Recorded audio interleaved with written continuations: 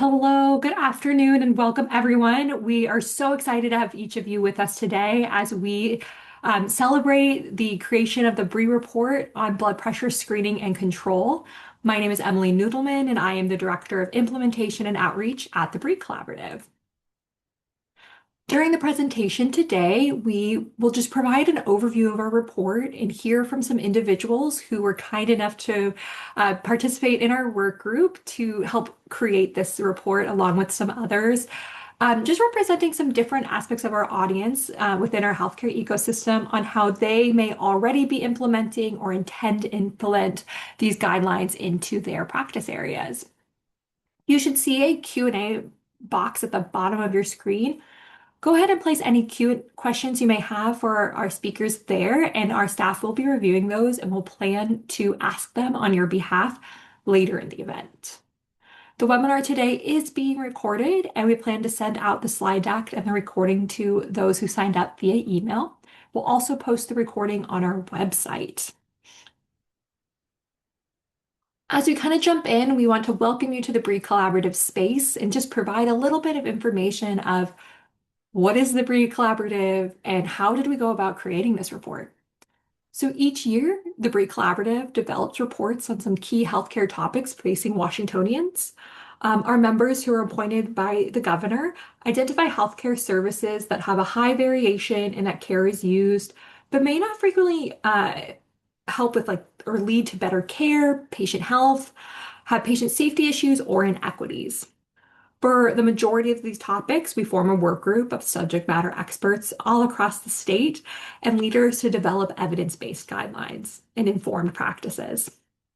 These guidelines are actions to be taken to improve healthcare for a specific healthcare service, take into account existing quality improvement programs and work being done by other organizations. Our reports really provide these guidelines for multiple audiences, such as clinicians, health delivery systems, plans, purchasers, the Healthcare Authority, Department of Health, and many in between, to really encourage that collective action to promote optimal health for Washingtonians. The Bree Collaborative forms again this work group to bring together individuals across our state to engage in providing their expertise to help craft this report. We want to take a moment and just express our deep gratitude to our work group members for the willingness to share their time, knowledge, and expertise with us to create this report. And today we're really looking forward to hearing from some of the individuals who helped create this report. We hope by the end of the meeting, you can leave with greater knowledge of the Bree Collaborative and learn more about collective action to promote blood pressure screening and control within Washington. Our speakers today are Dr. Norris Kamo, who was kind enough to be a co-chair of this group, alongside Dr. Jake Berman. We will hear from Jessica Beach from Molina Healthcare on the perspective of health plans, and we will have our very own Carrie Nicholas talk about evaluation of this report. As of Tuesday, our report is now published on our website, so we hope you all can access that and review the whole report online. We just want to provide a little bit of an overview before I pass it off to Norris. You will see in the report there are 4 main focus areas. The report is really focusing again on blood pressure screening, individualized blood pressure management. How can we use that whole team in an integrated team-based care to support a patient? And what is the quality improvement and data insights that are needed? When you first open the report, you'll see there's a list of key takeaways. There's a section that's for all of the different audiences that we've included in the report and kind of the general takeaways. And then the group worked really diligently to kind of talk about each specific audience, what their key takeaways are, and kind of provide an overview before you jump into the report. We have a handful of different audiences in the report. These are just some of them that are, these are them that are in the report rather. And today we have the opportunity to hear from individuals representing the primary care settings and primary care professionals, and also our health plans. So I will go ahead and welcome Dr. Norris Kamo forward to talk about how clinicians can use these guidelines, but also just provide a little information about hypertension in the state and why this was chosen as a Bree Report topic. So I'll pass it off to Norris. All right, thank you, Emily. And I was happy to and honored to co-chair the hypertension Bree guideline along with Dr. Berman. And it's been quite the journey over the past year or so. Next slide, please. So this is just out from last week. So I'm a practicing primary care physician, also the director for quality and innovation at Virginia Mason Medical Center. But if you take a look at the 2026 heart disease and stroke statistics, hypertension is common. So we kind of know it in the back of our minds, but this puts it into numbers. So if you look at the age-adjusted prevalence of hypertension in U.S. adults age 20 and older, it's 47.3%, with over half of males and 43% females with hypertension. So that's 126 million adults in the US alone. And you can see how the prevalence goes higher and higher with each age cohort. Next slide, please. And lack of awareness and lack of treatment is common and variable. And so this is from the same report as well. So you could take a look at the percentage of the population with hypertension who have awareness that they have hypertension, something around mid 50s to 68.6%. And you can think about a third or even half of individuals with hypertension aren't even aware they have it. And the treatment is variable as well. And then the control is even lower, right? And so it's been described often as the silent killer. You kind of think about the history of blood pressure. Blood pressure measurement didn't even exist until the late 19th century, and its association with excess cardiovascular disease burden wasn't even discovered until the early to mid 20th century. And so the awareness only happens in an individual when there's an end stage consequence of hypertension, whether it be kidney disease or stroke or heart attack. And now we know that hypertension is a risk factor for dementia as well. Next slide, please. So you can see from the American Heart Association's Target BP website, I encourage everyone to go access it. It has really good stuff both for clinicians and for the public. Nearly half of American adults have high blood pressure. Many don't even know they have it. So it's up to all of us to check blood pressure on behalf of the public. And we set about a challenge of getting to the goal of having every adult Washingtonian know their blood pressure, know their number, in the past year, right? And we kind of pulled our little group in terms of how many people in our group had their blood pressure checked, and I don't think we had the numbers, but there are a lot of smiles there in terms of, ooh, I haven't had my blood pressure checked. So it's up to us, and not only us clinicians, but we heard from guest speakers about creative ways in which we screen individuals. At Wayne State University, Dr. Phil Levy told us about a mobile van. We've learned about health fairs.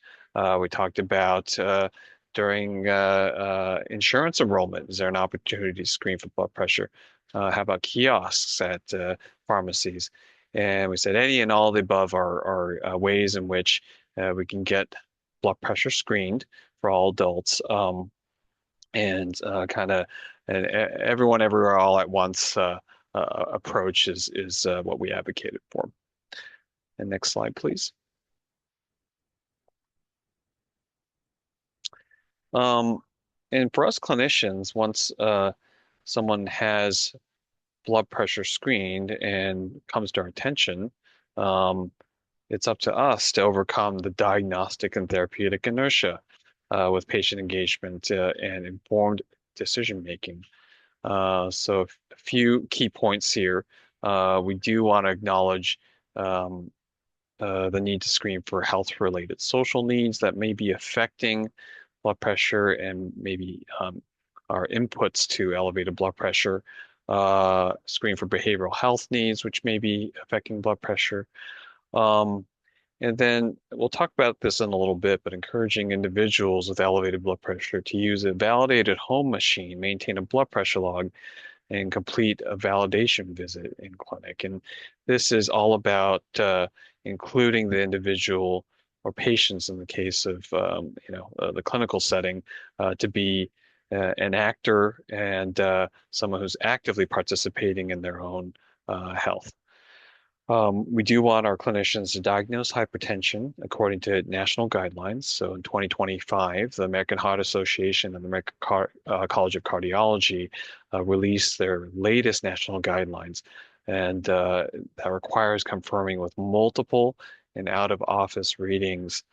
And then after diagnosis, creating and documenting a patient-centered management plan to achieve healthy blood pressure. Um, one point is that multiple readings in the office spread over two different visits or home blood pressure readings count in terms of the diagnosis of sustained elevated blood pressure, what we call hypertension. Um, and so we want an opportunity to overcome that diagnostic inertia, to pay attention to it on behalf of our patients and not tell our patients, okay, well, it's a little elevated today. You might have a little bit of white coat, and just come back next year. We want to get past that. And next slide.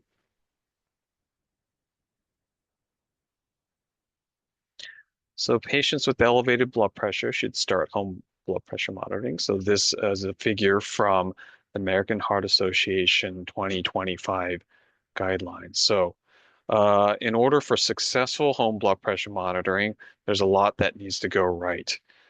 So you have to have a validated device and a blood pressure cuff that fits to the size of individuals' arms.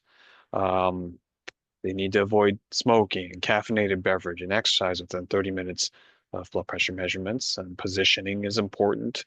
Not talking, not using the phone, not watching TV, taking two readings 1 minute apart, and measuring for 3 days minimum and 7 days maximum, or even longer than that is important.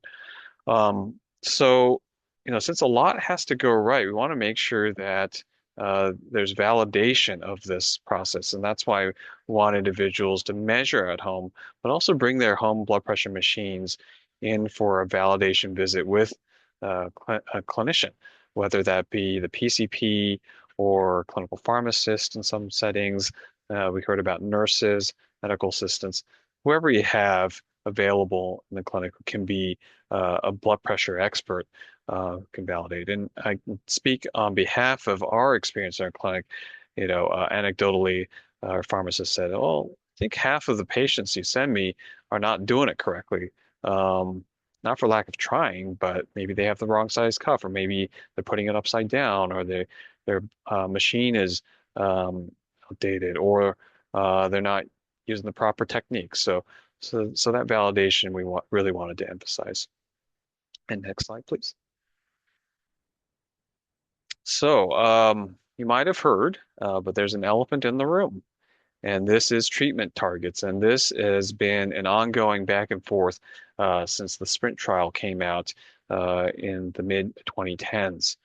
And within our organization and other organizations, there's been debate among clinicians about what's the right target. Is it less than 130 over 80, or is it less than 140 over 90? All of us have had patients who've had side effects from medications with a stricter target, and we've had to adjust. And so there's many anecdotes in which you can justify a higher blood pressure target, uh, because of potential side effects of aggressive blood pressure uh, uh, targeting. Um, and can you click forward, please? And to that, um, really wanted to emphasize the creation and documentation of a patient-centered management plan to achieve a healthy blood pressure, and to really lean into shared decision making rather than taking a paternalistic approach and saying, "This is your target. We're going to do everything we can to do it." Because you have to take into account, lifestyle and other patient-centric factors that may indicate a different blood pressure target. but it's up to us to provide the information to patients so they can make an informed decision. And next slide.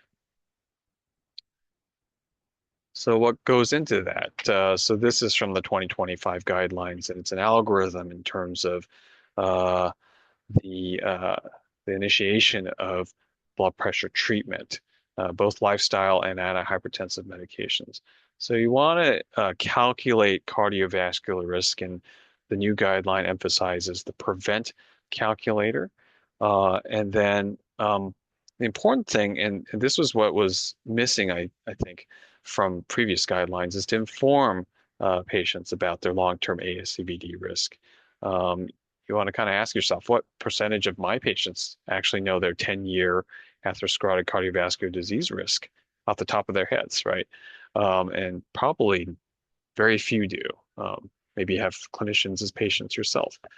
Um, so to inform the target, you want to calculate the number and let the patient know that if you have a 10-year prevent risk score of greater than or equal to 7.5%, there is a benefit both in mortality and major atherosclerotic cardiovascular events um, to a more aggressive target, to less than 130 systolic and less than 80 diastolic. The magnitude of that benefit, is likely smaller than getting someone from 160 to 140.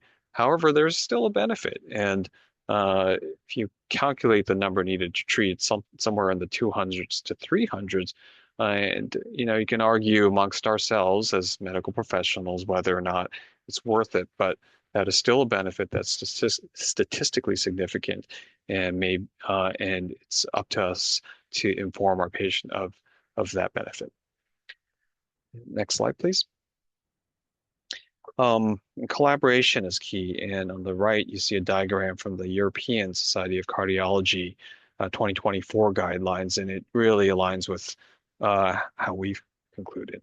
So collaboratively establishing documenting blood pressure goals, identifying treatment approaches that reflect unique health circumstances, using the latest evidence-based guidelines um, for hypertension and for other health conditions, scheduling monthly follow-up visits until blood pressure is controlled. It doesn't need to be with the primary care provider. We do advocate for a team-based approach given the strong evidence.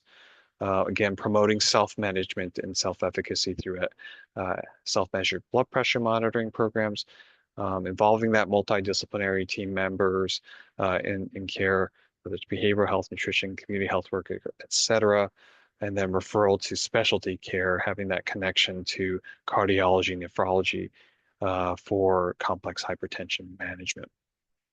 And next slide.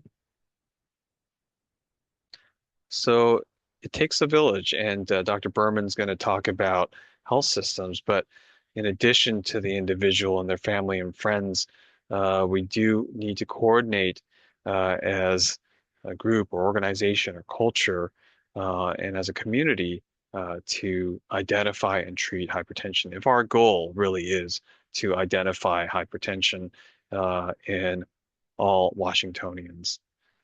Next slide. And it's a journey, right? So from universal screening to diagnosis to going up the mountain as the blood pressure goes up, you go up, climb up the mountain as an individual, and then you get to come down off the mountain as you gather your team to help you control. But ultimately, it's all about helping our patients develop self-efficacy and return to the community and do what they love to do and do what they need to do without this uh, burden of disease leading to a stroke or heart attack or dementia or chronic kidney disease. And I think that's it for my slides. Thank you very much, everyone. Thank you. We'll go ahead and pass it to Dr. Berman to talk a little bit more from a large health system perspective, working at the University of Washington, how you are all navigating this. Well, thank you so much. It's great to be here this afternoon, and it was a privilege to serve as co-chair of this work group. to work with Dr. Kamo and with the Bree team and the Foundation for Healthcare Quality, and just a wonderful work group, a real cross section of representatives from across the state who care deeply about this issue and improving hypertension care and making it more equitable across the state. I'm a primary care general internist. I practice at UW Medical Center, and I also help lead our cross-system population health programs, our value-based care programs, and hypertension is always something that is front and center as a population health priority for us. So, on the heels of this report and its recent and exciting publication, the question comes up, what comes next for the many different stakeholders, including large health systems? I don't know how many Hamilton aficionados we have out there. I promise I will not sing, but the question still stands, and we could go to the next slide.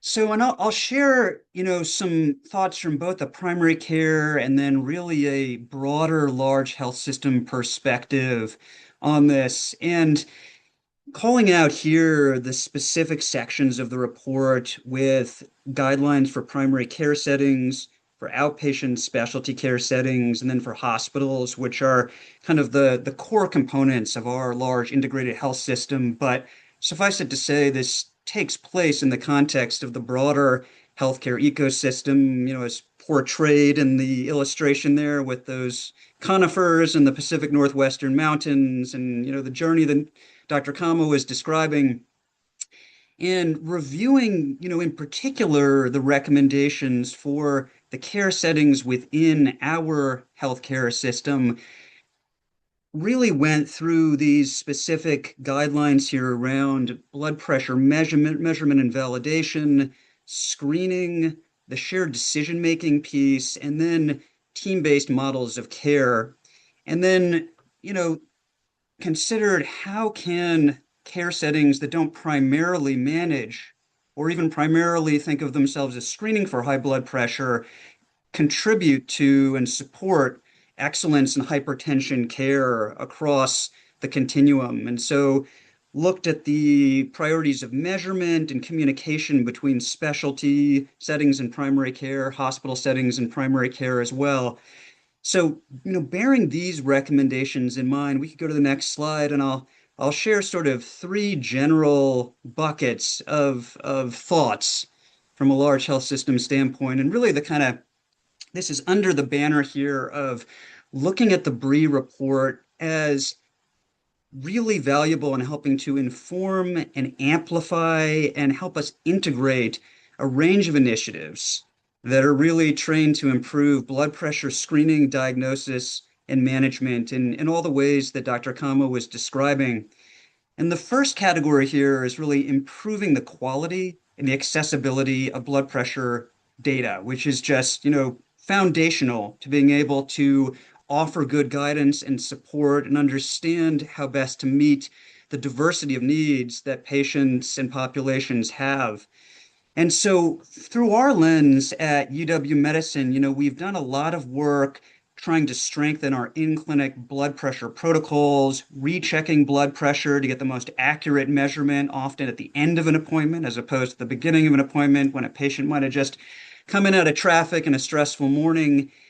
And, taking some of the insights from the report, I think there's an opportunity for a system like ours to build on that and weave into that process the home BP cuff validation that Dr. Kamo is describing is something that's really part of our standard protocol for caring for patients who have hypertension or who may have the diagnosis of hypertension.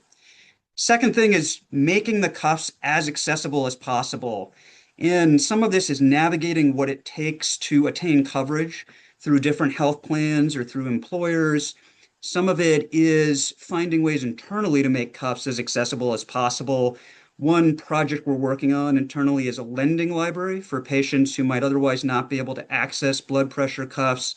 And then truly leveraging all available resources, whatever resources can be put to this purpose, recognizing that just having the tools you need to assess blood pressure and make the diagnosis are, again, fundamental to the entire process. There's also very active work, and I suspect this is the case across a number of systems, in better integrating home blood pressure data into the electronic health record, and many different avenues for doing this. There are fully automated ways of doing this. There are sort of partially automated ways patients to track their blood pressures at home and message into the electronic health record. There's no one size fits all solution that will work for all patients, of course, but seeking solutions that make it as easy as possible for patients and, frankly, for care teams to assimilate this data into the health record and make it accessible at the point of care for patients.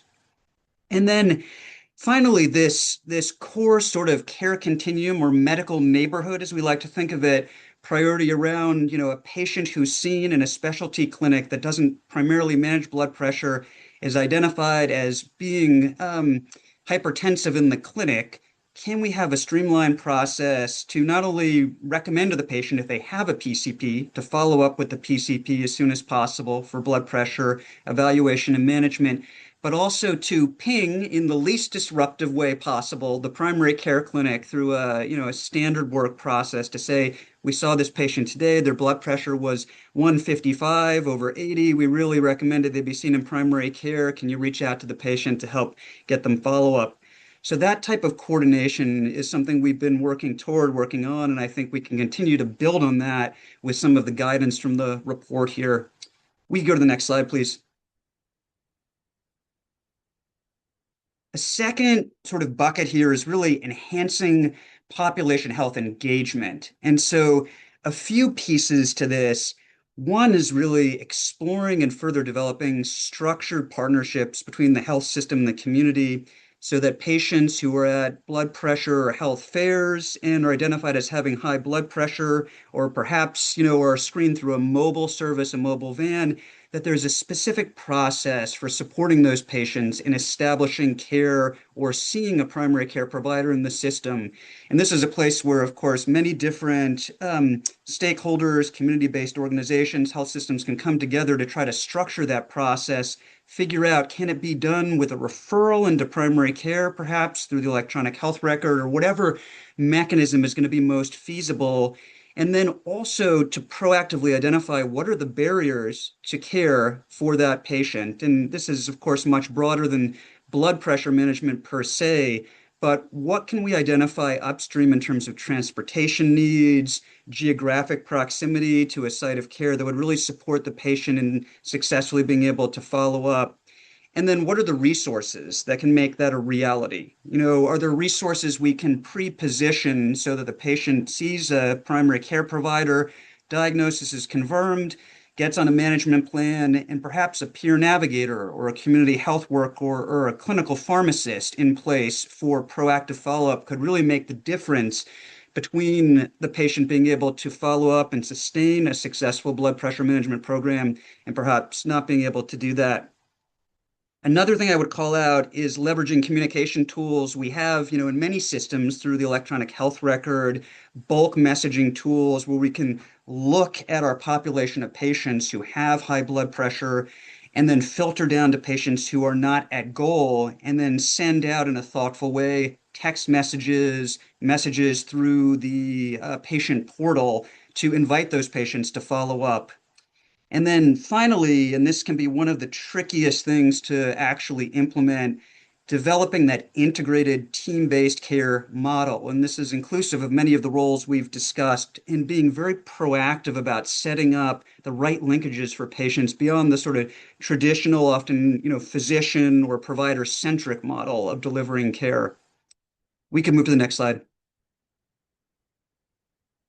And then finally, and Dr. Kamo framed this up so well today and consistently on our work group journey over the past year, but really launching a crusade to overcome diagnostic and therapeutic inertia, particularly important in this hypertension space where it can be silent for so long. And many different ways this could be approached. And I've called out just some suggestions here and how a system like ours might think about this.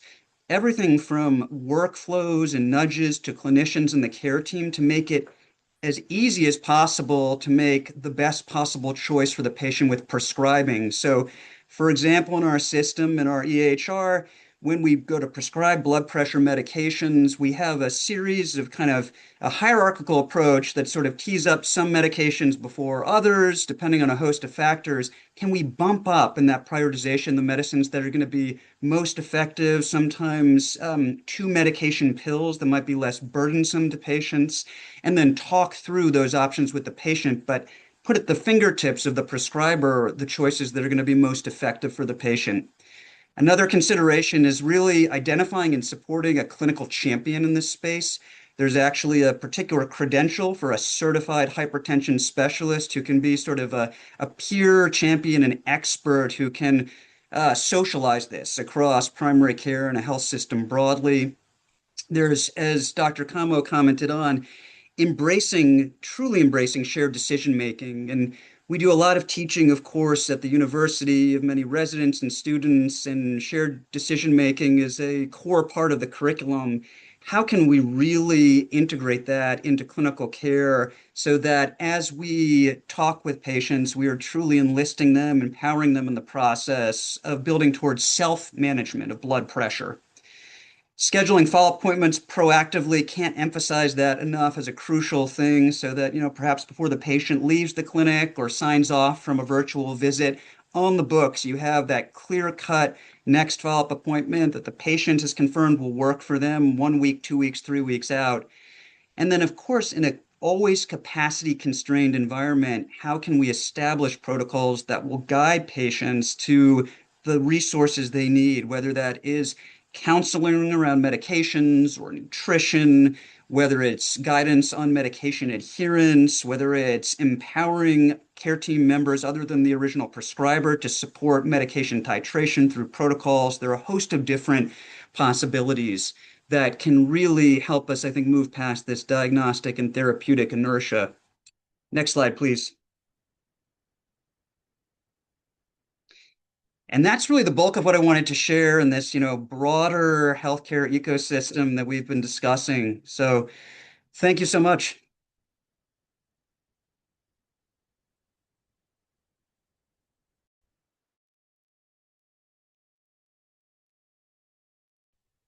Emily, you're on mute. Emily, you're on mute.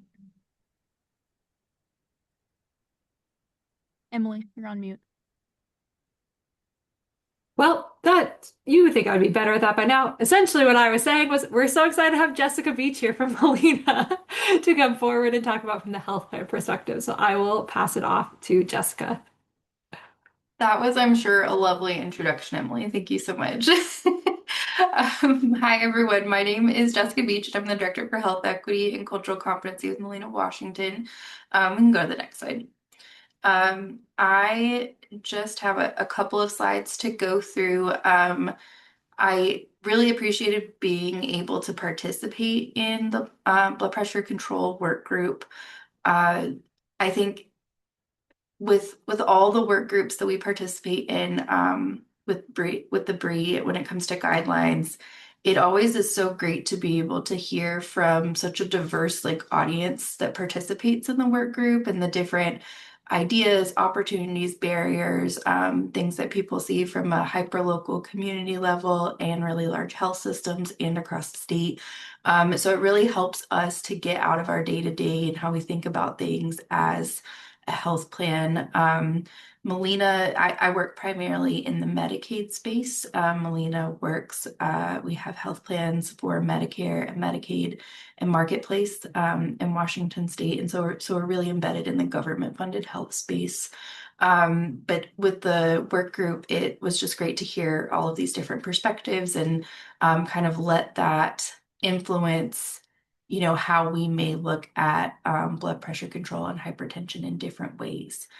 I think one of the things that I felt like we talked a lot about in the work group are some of the inequities that exist within blood pressure control. And that was just kind of a persistent theme throughout the work group discussions and how we can really be responsive to those needs. And I think you can see that in the guidelines themselves, really kind of embedding that equity focus when you're working with partners. So that was something I wanted to highlight. And then from a health plan perspective, I think, just speaking my role at Molina, really using that guideline as a tool in how we do our work and how we approach this work as a health plan.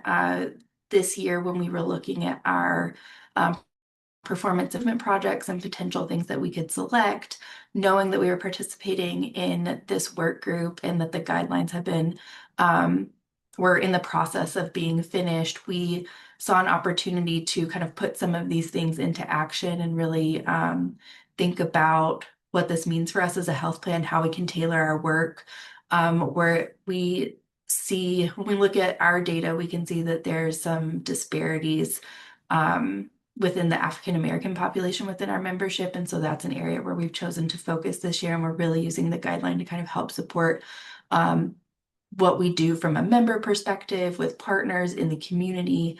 And I think that's why I really wanted to focus on this as like a guideline in practice. And so, it's still like, I think Emily said, like it's just brand new released to the public, but we wanted to be able to use it as a tool for us and kind of demonstrate how we do that as a health plan. So I think one of the first steps that we think about is identifying where we see disparities, whether that's racial or ethnic disparities or language or geography. Like, do we see things that look different in rural versus urban areas, and kind of what that tells us about how we respond. And I think that's something that's laid out and highlighted really prominently within the guideline, really leveraging our community collaboration, letting that drive the development of communication and materials and resources, and then partnering with the people who know what is going on in their community and what kind of the barriers are, so that when we're designing interventions, it's not something that we think of as a one size fits all.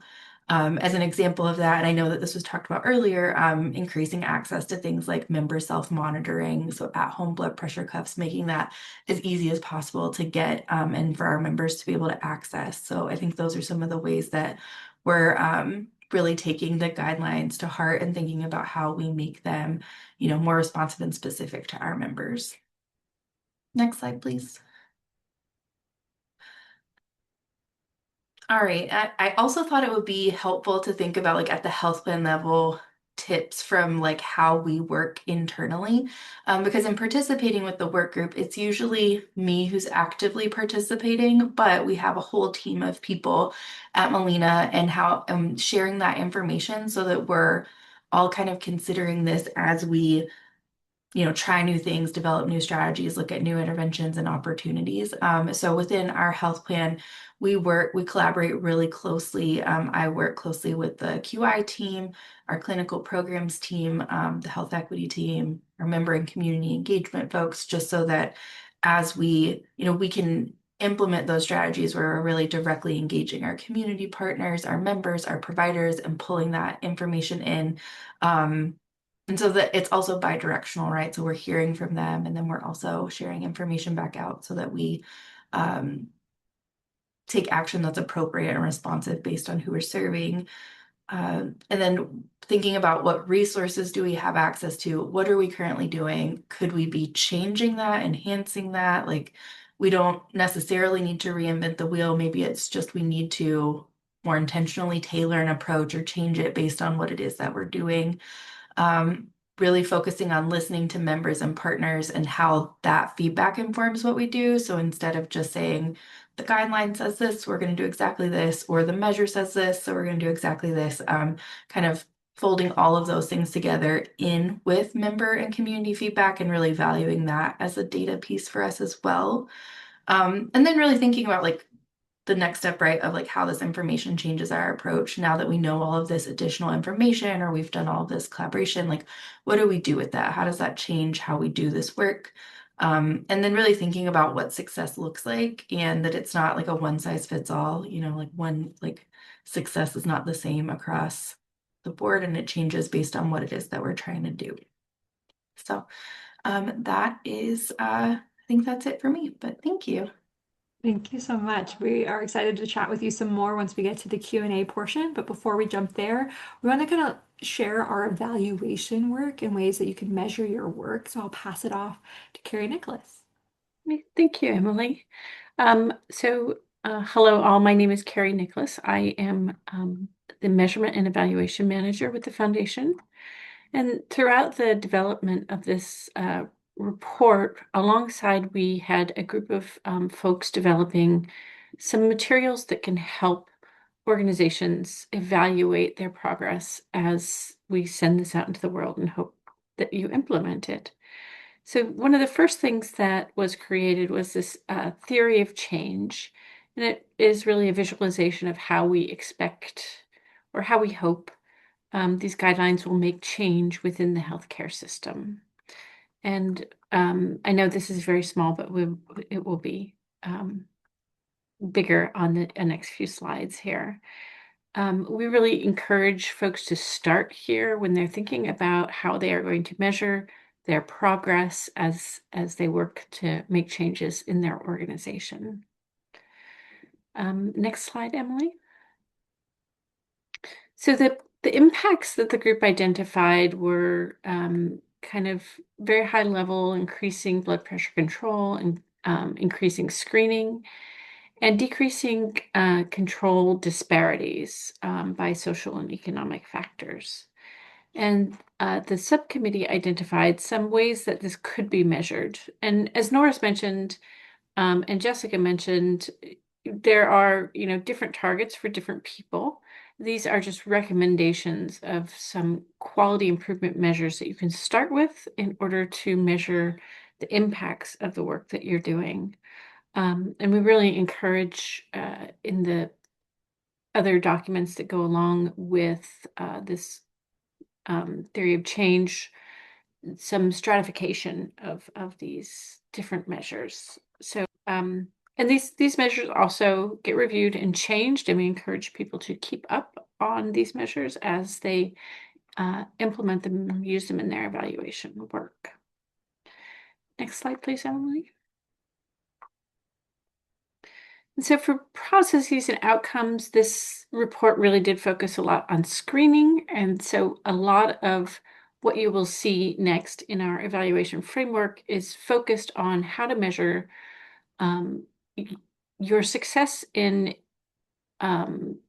your activities of blood pressure screenings in community settings, dental clinics, and other places across other audience members, and measure your increases in patients who can self-manage their blood pressure. So a lot of the guidance in the evaluation framework that we've created is more focused on these sorts of measures. We have some kind of recommended metrics and recommended data sources as well in our framework. And they're really meant to help people start planning their evaluation at the time that they do their implementation so that they know they have the data when they're done to measure their success. Next slide, please. So our evaluation framework is the other document that was created by our subcommittee. It really is the main guiding document to help organizations. We have both all the measures that you saw on the previous slides in there. And then we have more recommendations on like different types of evaluations, some resources and suggestions for design, suggestions about how to think about, the questions that you want to answer. The aim of this framework is really to make sure that organizations, no matter what audience they are, whether they're health plans or health systems or clinicians, making sure that they all have the same sort of starting point for measurement and same sort of basic understanding about how this should be measured, so that as we look across the healthcare ecosystem later on down the road, when people have done this work, we can share evaluations among ourselves, among each other, and see some similarities in how it was measured. So all of these documents can be accessed either with this QR code or on our website. And I will be dropping these links into the chat before we go, so you can go directly to our website if you don't have the opportunity to use a cell phone today. And the last slide, Emily. So the last thing that we have created for organizations are scorecards. And these are it's a self-scoring system. These are for all the audience members that are mentioned in this report. And the idea with the scorecards is really for you to get a baseline measurement before you start your implementation planning and evaluation planning, and also for us to have people report to us where they're currently starting from. We try to offer different sorts of activities each year that allow different organizations to leverage these scorecards and compare their progress or compare their gaps or just talk to their peers. And this is also the way that we give awards to organizations for the implementation work that they've done. So our main award for this is the Trailblazer Award. But even as you start, even at the beginning, we have an award called the Pathfinder Award. And filling out scorecards or looking at our checklists are ways that you can earn a Pathfinder Award and demonstrate to your partners and patients that you're on your way to implementing change in your organization on this topic. And again, all accessible by QR codes or on our websites. So thank you very much, Emily, and I will drop these links in the chat before we go. Thank you so much, Carrie. We will bring our speakers back up for the Q&A portion. We had a comment in the chat that I just would love to kind of pose to our speakers as they come back on. Is somebody was kind of mentioning how they are doing blood pressure screenings, but when they're doing the screenings, it sounds like it's more in a public health setting. A lot of the individuals that they're screening for and are finding have elevated blood pressure are covered by Medicaid, and they highlight that there's new research out of OHSU that shows many have no access to a provider to access treatment when they try to refer them who's on Medicaid. I'm kind of curious about the accessing a primary care provider, especially as that's a very big challenge in general in Washington State. If there's any comments from our speakers or and our speaker Jessica, who is a Medicaid group.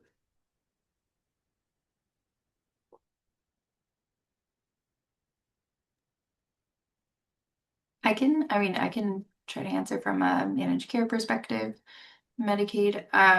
So that's a very valid problem. I think that what we see a lot is providers who are accepting like a certain percentage of Medicaid, and that's really hard to track.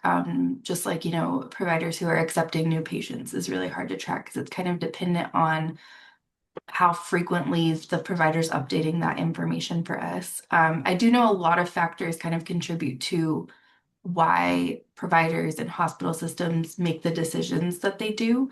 And so I'm not really the best person to speak to that, but I know a lot goes into it and it's a really complex issue. And it's definitely something that's top of mind for us in terms of how do we support our members in accessing care, but also make these transitions and referrals as smooth as possible, and help to build those relationships between key partners like public health, and other partners in local communities who are trusted by our members, and who they're going to for advice and support and connection so that those referrals are as smooth as possible and as successful as possible. So that's I'm going to kind of just add a little to the question and change it a little bit for Norris and Jake. It's hard to have a primary care physician or clinician rather in Washington State right now. You both are serving as PCPs for different panels. Can you talk a little bit about that access point, and especially where there is conversation around, hey, we want you to be screened, we want you to be screened, and there's opportunities to be screened, but the I guess the ethics, the piece of it that's like, we screened you, you have elevated blood pressure, there's nowhere to go. How are we navigating that and kind of the conversation? Do you want to add comments to that? Sure, yeah, really appreciate the comment. And this is a topic we've discussed a few times within our work group. And so I think, I thought I had the elephant in the room, but the biggest elephant in the room in American healthcare is the primary care shortage, right? And there's not enough generalists to go around to care for individuals and learn about Medicaid, but same with, commercial, same with Medicare. When is the next availability for to see your PCP, right? And it might be months out, or maybe you can't even find one, or an individual accepting new patients. So I don't have the answer to that. I wish I did. If I did, then I, I would be, working to solve it. We do preset medical students and residents, and hopefully, they have a good enough experience in our clinic to pursue primary care. But yes, it's a big problem. For those who haven't seen, I would highly recommend the New England Journal of Medicine series and podcast called Not Otherwise Specified, where medical journalist and cardiologist Lisa Rosenbaum Mm. goes over the primary care problem.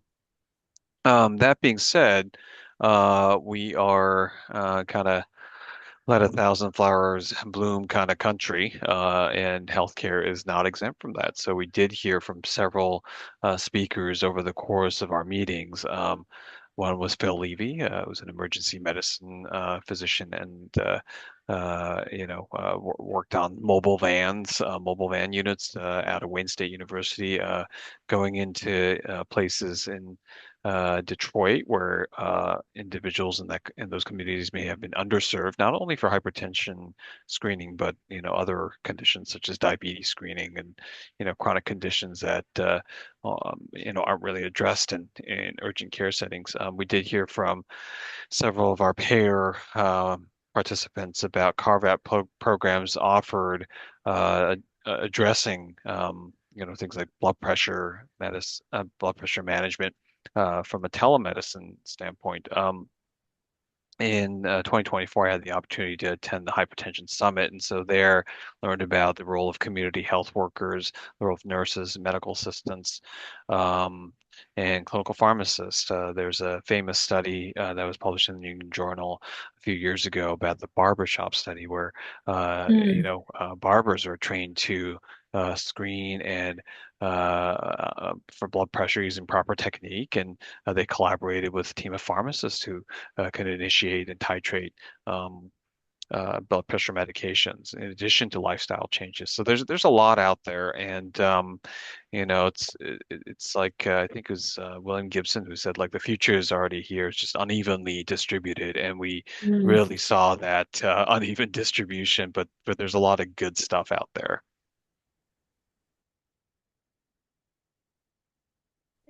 Yeah, and I really appreciate this call out in this question and very much agree with Jessica's and Norris's comments and you know would tend to see it on multiple levels. So, there are the macro policy questions around investment in primary care, or how we apportion resources across the system. How do we support the training, the expansion of the primary care workforce? How can we do that thoughtfully? Diversifying the types of roles and individuals who deliver primary care in a coordinated model, and can that be part of the sort of recipe to improving access to primary care? All of this, really broader than blood pressure screening, diagnosis, management per se, but hypertension being a key and high volume area in this context. And then I think, at the health system and community levels, there are opportunities for sort of de-siloing between the healthcare systems and the community. And I think there's a lot of interest in doing that. I think there are a lot of understandable considerations around trust and building trust and really stitching together historically kind of disconnected parts of the healthcare ecosystem. I know that, to Jessica's point, a lot of different practices and health systems are weighing a lot of considerations in terms of how they manage access and capacity, so forth. I think there's also a lot of missional drive and interest from a lot of clinicians and folks across the sector in figuring out how to break through some of these barriers and expand access and capacity beyond sort of historic constraints. And, there are some headwinds to that now, needless to say. And I think there are concerns about, all the populations we've discussed, the potential, growing uninsured population as well. But I think beyond the sort of macro policy piece, which is hugely important, there are places where developing the types of partnership opportunities that have flourished in some settings or, mobile outreach efforts could be part of the process of unlocking more access in a meaningful way for patients. I want to go back to something both Jake, you and Jessica touched upon in your presentations was access to a blood pressure cuff. And just being able to take your own blood pressure and looking into opportunities to do that. Could you elaborate a little bit more? You were mentioning a lending library. Like, what does that look like and kind of mean and some facets you might be looking at? And Jessica, from the healthcare perspective, how would somebody get one that could be covered by health insurance? What are you all looking at in that to navigate? Yeah, I'm happy to start. Um, so yes, I mean our system, I suspect, like many systems, has sort of identified access to cuffs as sort of table stakes for being able to care for patients and manage their blood pressure. The lending library project, I will admit I'm not directly operationally involved in all the details of this, but fundamentally the notion is that we invest in some inventory of cuffs that we can make available to patients to have at least for a set time period. If they're diagnosed with high blood pressure, can't otherwise access a cuff in a appropriate time frame, could they get a cuff from the lending library, use it for a period of time, especially during an initial phase of their blood pressure, hopefully being brought under control? Perhaps it's sort of a bridge to them procuring their own cuff over time. And then, of course, an important part of the process is returning the cuff to the system and being able to sort of recirculate it. So that's one tactic that we've been looking to systematize further, along with working with the healthcare authority and with payers on making sure that we're understanding how to best support patients and care teams in navigating to access to cuffs, which are often covered, but sometimes there are a few nuances to kind of work through to actually get the cuff to the patient and make sure that the care team has done the appropriate steps to make that happen.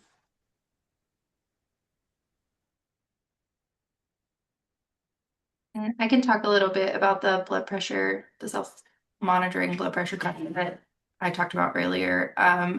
So I think from an MCO perspective, one of the things that we have offered before are the self-monitoring blood pressure cuffs. I think what we are starting to learn more about, like when we engage in that communication with our providers, members, community, is that it's not as easy as just like having this as a benefit if you're in like a higher risk category. It's about does the provider know that that is something that they can make a referral to? Does the member know how to access it? Those types of things. And so I think that's what we're really leaning into right now. One of the strategies we're trying to launch presently this year is when we're doing outreach to members who fall in that gap and have the high blood pressure, actually just directly sending them one instead of having to have some type of referral process. Also, I think provider education, letting them know that this is a resource that our members have access to, how to make those referrals, kind of supporting the navigation piece and the accessing piece of it, I think is what's really important, because that's what we always hear as feedback is specifically, right? I didn't know that that was a benefit. I didn't know that you had that. And so it doesn't do us any good to have something or do something if it's not done in a way that people know about, are aware of, or can actually access. And I really love the idea of the lending library. I think things we've explored before in the past too are also partnering with actual libraries locally so that they can have stock of things like blood pressure cuffs and other DME or durable medical equipment, like other things that members may need so that they can access and things like that. So I think that anything that increases access, awareness of benefits is really helpful. And we're looking forward to kind of thinking through how we look at that differently and do it more intentionally over this next year. Sorry, there is a comment that was put in the chat, so I'm just pulling that up for a second.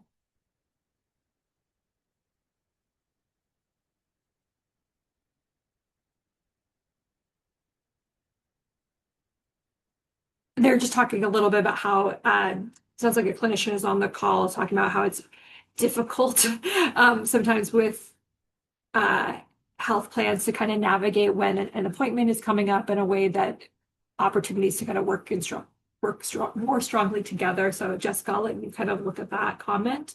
Um, I have a question for our speakers though, is as you were all kindly working really hard to help develop this report alongside our other work group members, what is just one thing that you feel like you're really proud of in the creation of this report? Yeah, I'll go first. I think we had a really good level of engagement amongst all the participants, and I think we're aligned in where we want to go. And I think, rowing together, that's always so hard with a group of disparate individuals, from various organizations. And so, that makes me feel optimistic. In addition to that, I think we had a really good slew of guest speakers who shared some of the, successes from not only within Washington State but around the country, and so that I think is was a big success. And I think one of the big challenges of this report was to not duplicate what was being put out by the American College of Cardiology, American Heart Association, or any of the other organizations, but to complement it because we know, having worked with the Bree Collaborative for a while, there's an implementation gap, right? So, as one of our participants, pointed out, guidelines are great. It's written by researchers, but what needs to be put out is something relevant to the people working on the front lines, and I'm hoping that this will serve that purpose.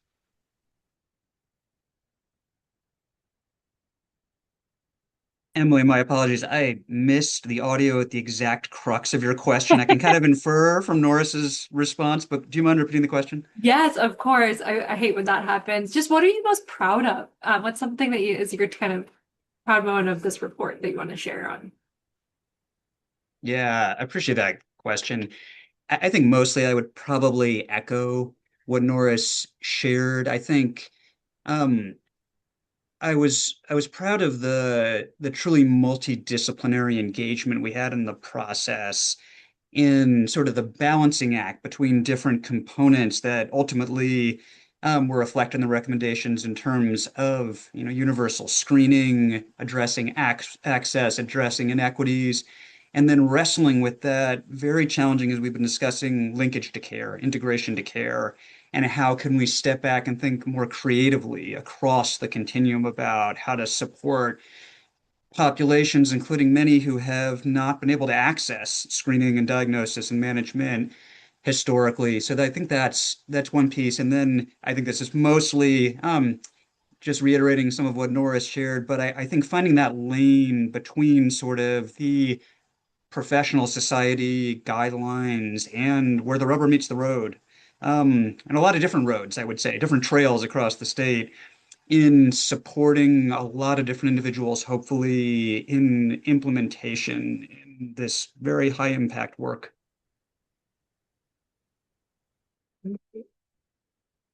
Jessica, would you like to add a comment to that? Or Yeah, what you're sure. proud of in the report? It's a little hard to add a comment now because I feel like so many great things have been shared already. But when I think about what I'm most proud of with our, being able to participate in this group and the guidelines itself is just, again, the diverse representation of voices that participated in the work group and really centering that equity lens in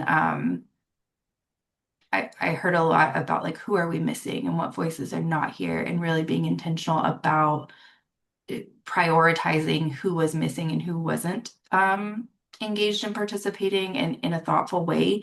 And so that was something that I was really proud of seeing in terms of the work group and how that has played out in the guidelines.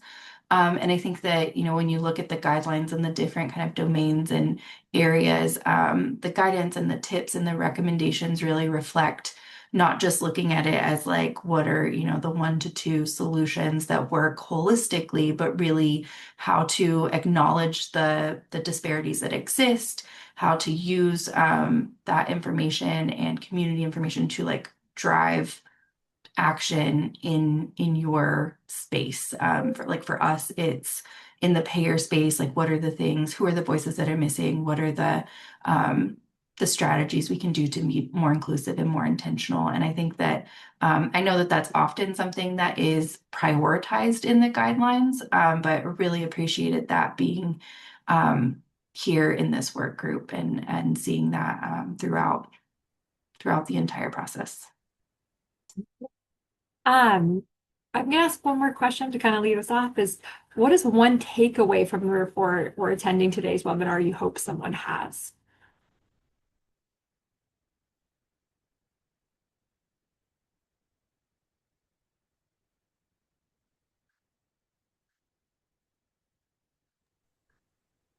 Yeah, I think from my perspective, if you're anywhere in the healthcare sector or, adjacent to healthcare, whether it's a community-based organization, this is a call to pay attention on behalf of our,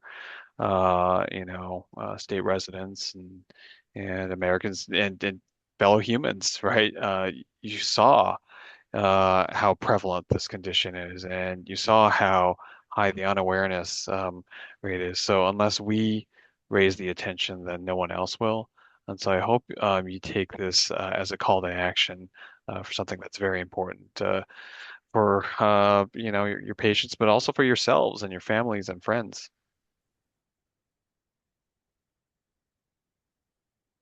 Yeah, I think building on that, would just emphasize that, hypertension is not always the most salient issue, and it's sort of not a crisis until it's a crisis.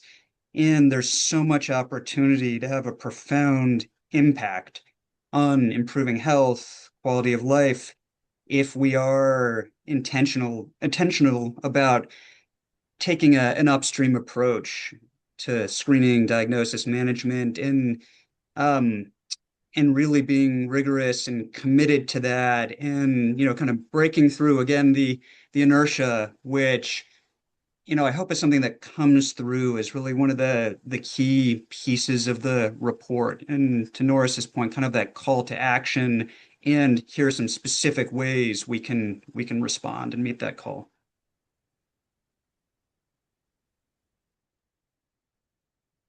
I'm getting to stop going last when we respond to these, but we're rounding out the end.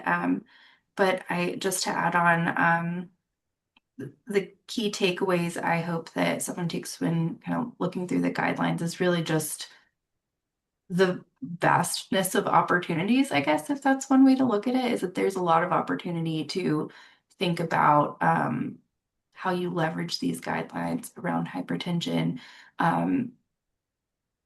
when you're looking at like the holistic situation that someone may be in. So like the comment that you just shared about it's not an issue until it's a really big issue, but like what are some of these themes that you can weave into the overall context of someone's healthcare journey? And I think that that's one of my key takeaways is and something that I learned from participating in this work group is just there's so much opportunity in how to look at this and actions that can be taken across the board.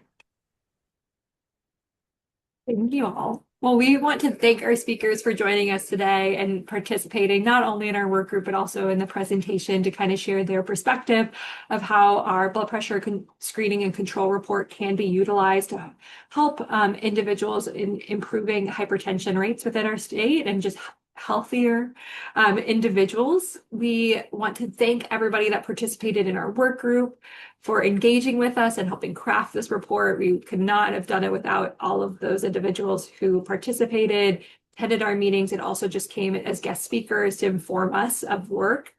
We would love to take a moment and just invite you all to join us for upcoming events we have. We have a handful of great events coming up next week. We'll be talking about cutting surgical risk as in doing early detection of hyperglycemia and anemia to ensure patients have optimal patient outcomes when they're going into surgery and the roles we can play to support them for that. We'll be talking about behavioral health in the state and a lot of different work going on to kind of build a more resilient and innovations going on. And then we recognize that vaccines are a hot topic right now. So we're going to talk about navigating the new terrain and hear from a couple health plans and also some clinicians on how are they taking the new recommendations and guideline changes and ensuring patients have access to vaccines. And so if you would love to join us, we'd love to see you. We added that information in the chat, but we'll also send out email follow-up with all of this material. We're also asking you to complete a post survey if you have the moment, but thank you all for joining us. And again, thank you so much to our speakers, and we hope each of you have a great day.